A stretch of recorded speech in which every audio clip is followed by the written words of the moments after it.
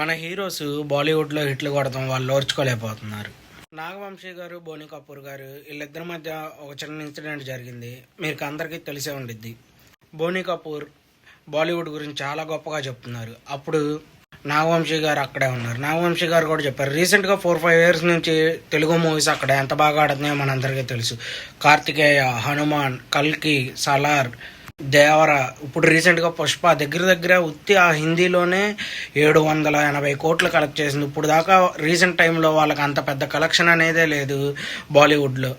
సలార్ అప్పుడు థియేటర్లు లేకుండా చేశారు. ఆ టైంలో కూడా ప్రభాస్ అన్న మూవీ చాలా బాగా ఆడింది. అక్కడ షారుఖ్ ఖాన్ మూవీతో పోటీ పడింది. బాలీవుడ్లో పోటీ పడి గెలిచింది సలార్ అక్కడ. అయితే ఇవన్నీ తెలిసినా కూడా వాళ్ళు బాలీవుడ్డే గొప్ప అన్నట్టు మాట్లాడారు. అక్కడ నాగవంశీ గారు కూడా చాలా బాగా మాట్లాడారు. వాళ్ళకి సరైన సమాధానం అయితే చెప్పారు. మీలో ఎంతమంది ఆ ఇంటర్వ్యూ చూసారో కామెంట్లో అయితే మెసేజ్ చేయండి. మీకు ఆ పాయింట్లో ఏమనిపించింది? వాళ్ళు కావాలని అలా మాట్లాడినట్టు అనిపించిందా లేదా?